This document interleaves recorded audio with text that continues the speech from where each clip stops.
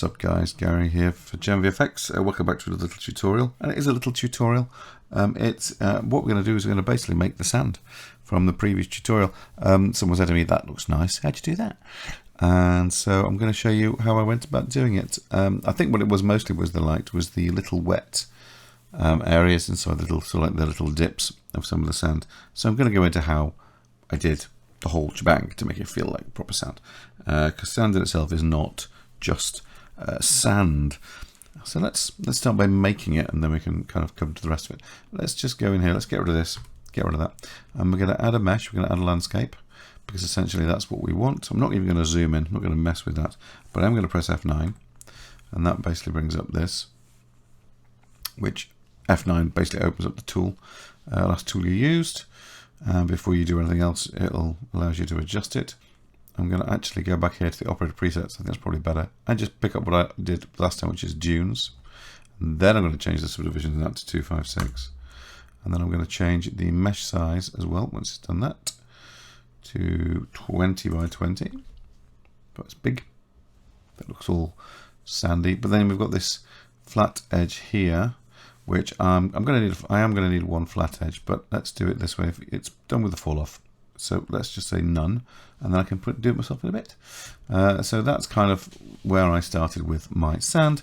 I basically made a dune, and then I did what everyone will do if they're looking at that and saying that's too high, is I went SZ 0.5, and what that essentially does is that halves the height. So that's kind of what I did. And what I would like to do is I would like it so it was smoother on one side. So I'm going to tilt the whole thing so that it's pointing down and going underneath the ground a little bit. And when I say ground, I mean our XY plane. So if we were looking down directly above, there you go, that's our XY plane. So I'm going to tilt the whole thing. But what I'm going to do first is I am going to do some smoothing. So I'm going to go into sculpt mode. Let's go into sculpt mode here. And as you can see, there it is. Now everything's turned off in here. I'd very much like the floor, and I'm going to put the axes in as well, so I can see. I don't necessarily need the Z one, so I can see which direction my stuff is. Those X is over here, Y is over here, and let's just smooth it in the X. I'd rather smooth it in the X. So I'm going to put my finger on Shift. I'm just going to go, and it just smooths it out a little bit. I don't want to smooth it completely, so I'm going to increase the radius to make it bigger. We're going to reduce the strength to about 0.2. That's 0.1. Let's make it even lower.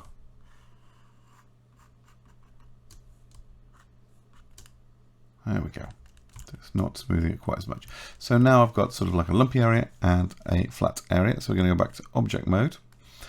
And I am going to rotate it a little bit.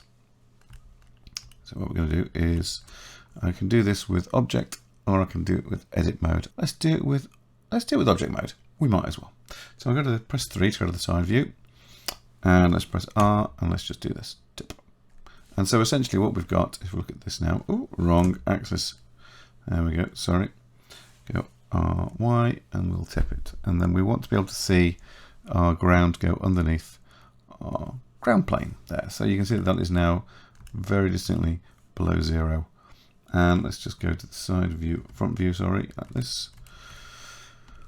And I'm going to just go GZ, bring that down a little bit more. There we go. So we've now got this object, and it's part in and part out. And so let's just press 0 so we can see what we're looking at. Yeah, that's not too bad. It's not the angle I particularly would like, because I'm like that. I'm going to press N. Going to go to view, click on camera to view, and so I can just move around inside of this camera a little bit like this. There we go. Let's just maybe just bring it down there a little bit. Yeah. And now I'm going to turn off that camera to view. So that's basically, if I press 0 now, it just goes to that view. And I can now zoom in a bit as well. So first things first, I'm going to go over to shading. Now we do want to make sure our shading matches sand, because that's always useful. So I'm going to go over here, and I'm going to import an image, and this is the one which showed us the dry beach, because dry beach gets all these lovely pockety bits in from wind and whatnot.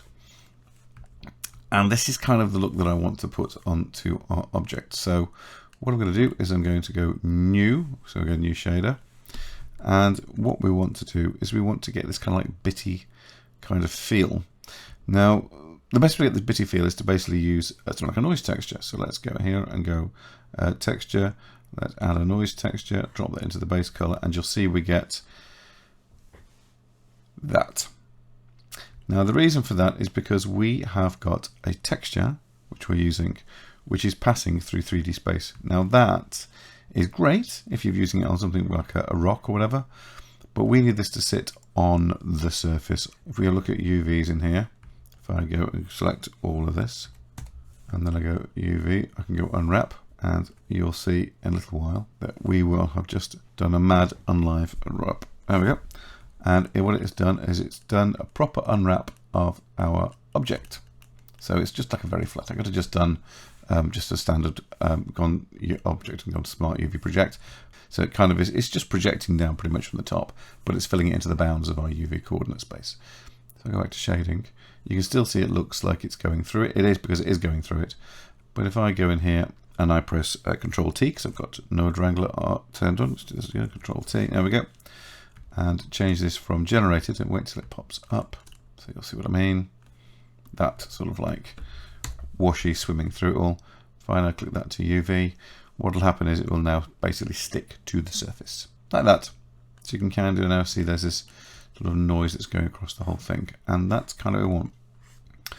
I need to increase the scale like this quite a bit, and the reason for that is because if we're at this level, we're close here, really close in, we want to be getting teeny tiny little bits of color. So I'm going to set that to 300 because that's kind of tight. Whoops. I'm going to increase the detail, and let's just increase the roughness somewhat. So we've kind of got this almost, I don't know, it's almost like looking at a bit of looking at a bit of single coloured carpet, really. But that now sits nicely on our entire shape, which is good. And I'm now going to add the colour here, which is coming from our texture map, between the noise texture and our shader, because that's basically what we really need to do, is to go to converter, color ramp, drop that in there, and then pick some shades from here, because these are what we want. We want these kind of like bitty little shades, because that's kind of what sand is. It's lots. It's not just like one tone. There are millions and billions and billions and billions and billions of grains of sand, trillions even. Kind of so many on a beach. And so what you're trying to do is simulate that, all those little dots. So what I'm going to do is, while we're in the black, I'm going to go over here and I'm going to pick one of these colors from here. Now the problem with this is that sand in this picture isn't very colorful, really. So we end up with something which looks a little bit drab. So what I'm going to do is I'm going to adjust them. I'm going to bring them down a bit. I'm going to push up the saturation. So we start to get something that feels a little bit more sandy. It's the saturation that's lacking in ours. So there we start to get something that feels a little bit more like it's sand. That's better if I just tilt this way. We can kind of see that I mean, it's combination, isn't it, really, sand? It's looking like it's real sand, of shape and colour. But this is okay. If I bring these two colours the other way around, like this, we're getting a little bit closer. One problem, of course, is that this thing seems to be shiny. So let's reduce the roughness somewhat. That looks like it's plastic wrapped. We will come back to that, though. Oh, yes, we will. I'm going to push this down here for now. I'm going to raise the specular, at least, so we do have some form still visible. But if we look here, we've got teeny tiny white dots that are appearing. So I'm going to bring this down a tad. I'm going to push this up, this one I've just created, and I'm going to make that one white. I'm going to make that one white. There we go. And you can see that we're not able to see that. If I bring this down, there we start to see that. So that's a bit peculiar, isn't it? You think, well, why is that? I think the problem is the values that are coming out of the noise are not mapped basically very well. So they're not basically white and black, they are basically shades of grey. So what we could do is actually remap these before they go into here, so that we have white at the top, which basically is our value of 1, and 0 at the bottom, which allows us to basically go from the bottom colour here all the way up to this top value of 1, so that if I can then push this all the way up to here, you'll be able to see these little bits of 1. I'll show you what I mean. If it'll let me. There we go. You can see there's definitely no white. So if I change this values that are coming out of here, I can remap these. If we go to map range and drop that onto there, you'll go back to exactly as it was, because with the map range, I think I've discussed this on more than one occasion. What we have are our minimum and maximum values, which are what are coming in, and 2 minimum max which are going out. Now we want them to be 0 and 1 going out, but we haven't got 0 and 1 going in. We've got a paler colour, so I can make that a little bit loud, a little bit higher. So we've got a colour which is not black, it's grey going in. And just to prove that, let's do that again. If I drag that and drop that on there. If I now push this result into here, watch the difference. Right, you can see that that's a little bit darker than that, yeah? Because I've said the minimum value coming out of this is actually 0.2. So we're now getting blacks going in there, 0.3. And the maximum value really coming out of this is lower than 1. So now what we're getting here is something that looks more like 0 to 1. And just to prove that, we put this in here. Now we're seeing those little white dots, and that's what we want to see. But I think our values might be a little bit high. So let's push this. All right, 0.65. There we go. 0.65 and 0.3. If I set that to 0, you see you lose all of that intensity. 0.3, lovely. Means that we're getting now these little white circles, little white shapes. I reduce the roughness, they become a little bit more circular. Then I can also look at the value and say that's maybe a little bit higher. 0.69, 0.7. 0.7 is good. It's just because we want to have some of them, not all of them. And let's make that 0.2, I think.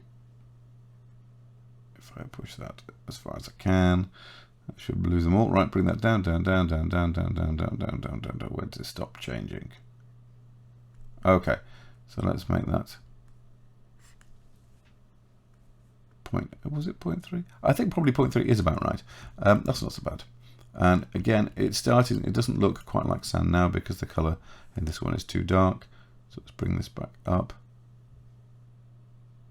And then we're starting to get a little bit more of that sandy sort of color, which is great. I want to do that. That's basically our top shades. Actually, you know, I just want to. What I want to do is I'm going to make a little bit lower in saturation. I'll start again because that colour's looked awful. Let's go here. Move it around a bit more to the red. Lift the value a little bit. Like that. And then I'm going to go back here to my scale. I'm going to set that to 500. Not 50. Set it to 500. There we go. So we've got that closer detail. So when we're close up, we get all that. But what we also want is to have a little bit more of it when we're further away. And this is where we do a little bit of duplicating around because we need to combine two of these together. And I'm going to have this noise texture here and the map range and everything else. All of these I'm going to duplicate. So let's do this. Let's go Control-Shift-D to duplicate them all together. Drag them down and keep the connections to that. Control-D just duplicates them as they are, but I want to keep the connection to the mapping because I might want to change all of it in one go. So what I need to do now is I need to say, right, now I want this on top of this. I want this to be in here as well, but I want this to be slightly different. I don't want this one to be as tight in that mapping, so I'm going to scale this one down quite a bit. I'm going to set that to 10. Let's have a look. Anything? No. Oh, it's diluted to 1. Right. There you go.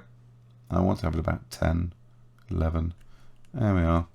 So we've got some wider patches, and what I don't want in that one is the white. So that white can go. Let's get rid of it. There you are. And I'm going to take this darker tone, and I'm going to bring this one down a bit more now. Just a bit more. Yep. There we go. Maybe on the grand scheme of things, maybe up a little bit. Up. There you go. And then what we're going to do now is just going to combine the two together with the mix RGB. Nothing special, nice and simple. Mix RGB. This one can go into color 1. This one can go into color 2. Mix them together and drop that in there. And then what we have is some detail if we're far away. And then if we get closer, we see all the little bitty bits of detail like that. So we also, it's a nice blend. It's a simple way of making sure that when you get closer to something you get more detail, but when you're further away you're getting like a broader sort of like spectrum of detail. It's handy. It's handy. It'll do the job. If I was to reduce the roughness now, you start to get this wetter kind of feel. I want it so that as it comes down below the level of that gridded bit, so if I go into here, let's turn them on again, and the floor plane, anything that goes below 0, I want it to be shimmery shiny. So this is where, in fact, what we'll do, I'm just going to tidy this up a little bit. If I just press S and scale those in, they get closer together. Very handy, always like that. Select all of those, and then let's go add, and we'll go layout, and we'll go frame. I'm going to select that lot and drop it in this frame, like this. There we go, and now I can move that frame into there. That's all my color stuff. Let's leave that there. And I want to control the height of something in the actual space rather than using a texture coordinate. I can do it quite easily by using, if I go add input and I go geometry node, my dog has just started snoring behind me. I don't know whether that's going to be heard much. It might be. She can get a bit loud sometimes, but we'll carry on regardless. The best way for me to show you this is to do it this way. Here's our geometry node. We've got position, normal, tangent, true normal, incoming, parametric, back-facing, pointless, and random per island. Not pointless, sorry, pointiness. Subtle difference. And what we're going to be using here is position, because position means where something exists in 3D space. So if I come here and I go color and I go mix RGB, if I drag this color and I'll pop it into the base color here for now, there we go. And I want to use the height, so the Z height. I can take it from position here. I can separate it out by going to converter, separate XYZ, get that, drop that vector in, and then put that in. Well, let's just, before I put that in there, I'm just going to add these two colors, very much like I did with the last one. Two different colors in the mix RGB. Take that and stick that into the factor. What will happen is that between 0 and 1, we get, because it does give you values literally between 0 and 1, it goes, right, I'm going to be blue at 1 and I'm going to be red at 0. So anything below that point, below that height, let's turn that off, so 0. You can see that's all now kind of like red. So what we can do though is we can remap those values, again using the same thing. Go into converter, go into map range, drop it in, and we can change these starter values 0 and 1 to be the height that it's using in the Z to go to 0 and 1, so this will map these colors in there. So if I set that 0.2, well no, I'll leave that at 0, but if I set the max to 0.2, what happens is at 0.2 it then goes blue. It's still using 0 to 1 as the values that are coming out, but we're saying, yeah, I know you need 0 and 1 to get your value in your factor to go either red or blue, but I need them to give those values based upon these height values at 0, in that 0, literally, where this thing is popping through, right here, on that little green line there, that's bright red. Anything above it is going towards blue. So we get that kind of like edge, but it's a roughly worked edge. So if I change that, say, to 0.3, there you go, you've got a bit of a slightly softer sort of like drift upwards. So we're going to take this out of the base color. I'm going to shove it into the roughness. Let's do that. And then let's take the color out of our original, no, not that, sorry. Take the color out of our mixed color over here, shove that back in our base color. And what we get now is we get, as you can see, just shiny across the entire thing. That's because we've got bright primary colors in there. They're basically the top value of those is both 1. So if I do that, come here. If I do that, let's release the saturation. There we go. So what we've got now is we've got the black shade here, which is where our water is, or possibly could be. and we make that nice and shiny and wet.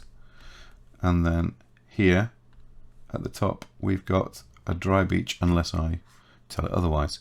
So there you go, that gives us kind of a start to that kind of like wet feel, and it works much better here. You'll see it just feels like that has got some wetness to it. Here that's a bit much. So what we do is we take this grey and we'll lift that up a little bit like that.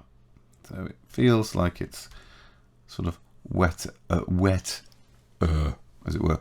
So I'm going to set that minimum value on that to minus 0.2 as well. So that kind of like takes us a little bit further down before we get that kind of wet feel. But that's the great thing about this, is because this is kind of controlled by where it exists in space. So if I just press T, if I get this, if I move this down, the whole thing gets wet. Yeah. If I push it up, the whole thing gets dry. It's literally controlled by where it exists in space. So it means that I could actually then build up something here. I could go and sculpt something here, or I could cut a gully into this and it would be wet wherever it was below zero. It's very, very, very clever way of doing it. We do need to make a few more alterations to this, and one of those is actually, do you know, one of the things I am going to do, I still feel that should be a little bit shinier. There we go. It's a little bit wetter. There's a few things we need to do. One is we need to add a little bit more form into the pockets of these little dimples, as it were. And for that, I'm going to use Ambient Occlusion. So what I'm going to do is I'm going to go add Ambient Occlusion. Nope, we need to be in the wonderful world of cycles, which is fine. There we go. There we are. That should now be giving us. There we go. Right. So what I'm doing is I'm using Ambient Occlusion to create a different shade inside of those little pockets. So what I do need to do, of course, is I need to bring this over. Shove that colour back into the base colour. But I mean, that does look dark now, doesn't it? I think the reason for that is we need to have a little bit more light in our environment. Here we go. There we are. And if what I would really want to do is basically put a slightly darker tone into the little curly pockets. So what I'm going to do is I'm going to add a colour, add a mix RGB, drop that onto there, and I'm going to take the alpha out of our colour ramp. In fact, just with the colour, seeing it's black and white, shove that in the factor. And you can see now that it's actually in the little pockets of little holes. It looks a bit weird, actually. It's like some sort of sick broth. Ugh. So what I'm going to do is what I want to do is I want to get this colour out and stick it in another one like this. So that's in the main colour, and in the one that was looking like a soupy broth, I am going to add into here a colour, a hue saturation, and just drop it onto there. And then I'm going to take the saturation and leave it, actually I'll leave it at that. I'm going to set the value to 0.2. So what we've got now is it feels a little bit darker in those tiny pockets of sand. So here's our sand, and because we're using cycles, obviously it's a little bit slower, but that's fine. And now we want to add a little bit of bump into this as well. And we're starting to get really what we want, but it's not quite what we want. You know me, I'm never entirely happy. So let's drag these, I'm going to drop these into here and then move those out to there. So that's all going into there, nice and simple. Move that roughness stuff there. The specular should be at its top, which is fine. Getting those little white bits. Now what I want to do is I want to add some height with a little bit of bump into there, and I actually want to use this color ramp here. If not that, then at least a duplicate of it. So what I'm going to do is I'm going to Control Shift and D and drag that out. Pop this down here. And I'm going to add a bump. There we go, like this. And I'm going to take the color of this, I'm going to stick it into the height. And then I'm going to stick the normal here into the normal. And straight away we get something like quite strong values. But what I want to do is make this a palish brown, and this even paler. In fact, what we can do really is maybe we can desaturate these to get them as I want them.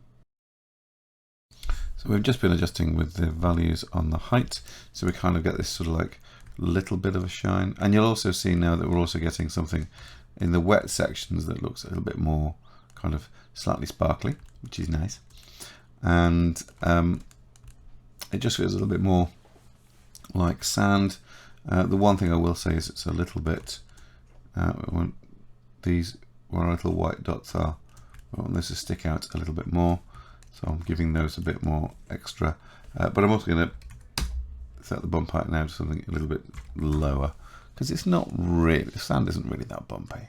But it does have, let's put that there, it'll have it when it's close to, you know, when you're right on top of it. But you've got these white little sections again, these little sections. But they're not enough. They are not enough. What we need now is we need these bits. And this is where we get into the geometry node section, very briefly. And what I'm going to do is I'm going to add in here a new mesh, and it's going to be a UV sphere. And its dimensions are far too big. I'm going to make it 12 and 6. And I'm going to make this smooth, like this. And let's go to the modeling section for this, because we don't need to make it, it doesn't need to be anywhere else. And I'm going to go to S.1. So it's tiny. It's not actually that tiny, you can see there. If I bring it up just above the ground, and let's do it again. Let's go tab and we go S.1, and that is more the size I'm thinking of. Now, I'm going to make a new collection here, and I'm going to call it bits. I'm going to take my sphere, I'm going to put it into bits. I put the light, I put a light in. Take the sphere and put it into bits. There we go. And this is going to kind of be a teeny tiny shell. And then I'm going to pick the top vertex. And I'm going to press O on here, so I get a fall off. There we go, page up. There we go, until I get kind of a stretch page down. That's the one, sorry, until I get a stretch like this. And then I'm going to, let's go in here, and then I'm gonna, he said, always speaking like an idiot. And I'm going to go GY, GX, and I'm going to push that in there like that. So it's kind of a little bit more shell-like. GX, bring that in again, and that's fine. And I'm going to call this one shell. And I'm going to go Shift D to duplicate that. And I'm going to bring this over here. I'm not going to change any values as to where the origin is. I am now going to go into edit mode again. That one's still selected. GX, bring this one out. I'm going to GZ and bring this down. And then I'm going to go GX on this bit and bring this one out like this. So it's kind of a little bit pebbly. And I'm going to take them both, and I'm going to build a little shader for these in a little while. And so I'm now going to go back to my wide view, and let's go here and go to geometry nodes. Now here, this is where we are going to make it all nicely fly, because we need, let's say, little bits of stuff on this surface. So let's go new, and we're going to add into this, because we want that surface and we want whatever is coming out. But we need to now go and add, we want to add some instances. We need some points, so distribute points on the faces, drop that on there, and now you can see we've got points, and our face has gone, as it were, our sand has gone. So I'm going to go add geometry, join geometry, and what I'm going to do is I'm going to take our initial geometry, and let's just lift this up. Initial geometry, I'm going to stick that into join geometry, and I'm going to put these points into join geometry and do that plop. So now we've got both of those joined together, so we can see where our dots are, and they are, well, there's not enough of them, frankly. And the distributions, I don't mind that so much, it's quite random, but I'm just going to go to a Poisson disc, which allows us, Poisson disc, to set a minimum and a maximum distance. So it'll always kind of force them to feel like they're very uniform, but it also means we can increase that number on the maximum distance, and then we can mess around with it to reduce the density factor a little bit. So you get some that are really close, and you get some that are not too far away from each other. I prefer that. I mean, if you want to see to random, it's probably not very different. but with the put on disk I just feel as I've got a little bit more control to decide how the distance, the maximum and minimum distance is. So that just means it's not quite so dense, but we do get them closer together like that. Yeah, nice. I'm going to increase the max distance and increase the density a little bit. There we go. So at the minute they're just dots, but we need them to be something else. We need them to actually be meshes. So we're now going to go to the instance. I'm going to instance on points. Drop that into there, and immediately everything vanishes because there's nothing to instance. So I'm going to add an input, and I'm going to have collection info here, and let's move this over to here, and I want this to be not the collection, bits. Separate the children, put the geometry into the instance, and now you can see that it's kind of putting them all in groups, so we can reset them like this, and then we click on pick instance, and then it should be a little bit more random. Now we can also randomize some of the stuff that's going on there as well, because at the minute they were all kind of upright and we don't really need them that way. We also want to randomize the size somewhat. So I'm going to go over here and I am going to add some more values in here. As I say, that is doing what I wanted. Individual different typey wipies. So I'm going to add into here, where is it? Is it in utilities? Random value. I'm going to change from float to a vector, and I'm going to change these, pop these into the scale, and the minimum value is not going to be 0, it's going to be 0.1, and then I'm going to do something very similar for the rotation, because it will just match-ish. So let's go again to utilities, random value, and I'm going to change that again to a vector, and I am going to just put this into rotation, and some of them immediately rotate because the maximum values are 1. And if I do a random seed, you see it going. I'm going to change this maximum value to 180 in each of those, and the minimum value to -180, because why not? And then if we click off this, you can just about see they're sort of buried in the sand, and that is exactly kind of what we wanted. So if I change this now to the to a rendered view, you can kind of see these things sitting in our sand, and that's mostly what I did. But then I can now look at it and go, okay, that's fine. Let's set the density factor to 0.5. Yeah, actually, let's set it to 0.75. So I've got quite a few of them now sitting in the surface and on the surface, and I think possibly just above the surface. That's good. Now there is one other thing that I need to do, but that's not in here.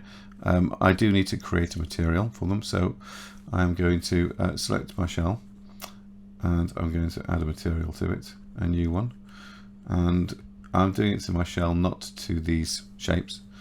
And I'm going to put the specular up. I'm going to push the roughness up, give it a hint of metallic maybe.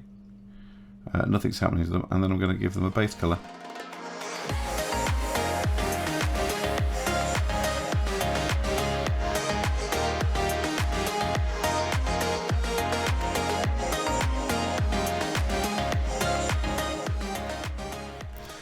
So if we press on 0 now, we can see this kind of like, that's the beach that's not got water on it, this is the beach that has got water on it. Now the other thing about watery beaches is that they actually look wetter, and they are because the sand is darker.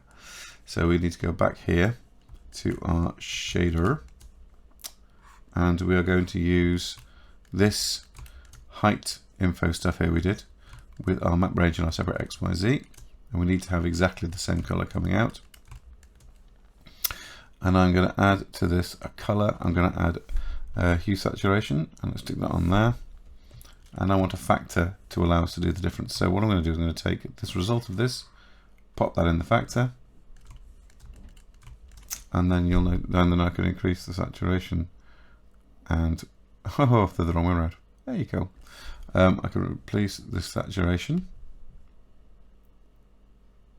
Come on. Oh, it's been all twiddly. Right. There we go. And reduce the value a little bit. There we are. And I need to spin those around because the values are the wrong way around.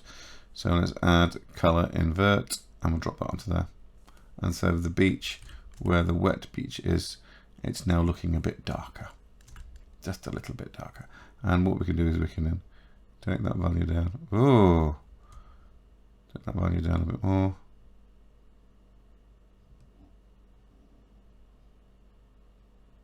There we go. And it has more of a wet sand kind of feel to it because it's now, it looks as though it's wet and it looks as though it's sort of dank and a bit nasty. But if I just deselect now, you can actually see now what we have feels a lot more like sand. So what I'm going to do is let's just render up a frame. So there we go. It's starting to render, and you can see we've got the drier sand here, which actually could do with being even more paler, I think, with these darker divots by the ambient occlusion, which again probably could be a little bit lighter. But then here distinctly you've got this kind of like wet sand, slightly darker, definitely shinier because there's more liquid on it. And that's basically what I did to create the sand. Again, it's just shading stuff really. It's nothing clever. It's just a good use of the lovely shading system that's inside of Blender. It is great. It is a very good shading system. And I hope that's of some use to you. Obviously, if you've got any comments or anything you want to say, let me know.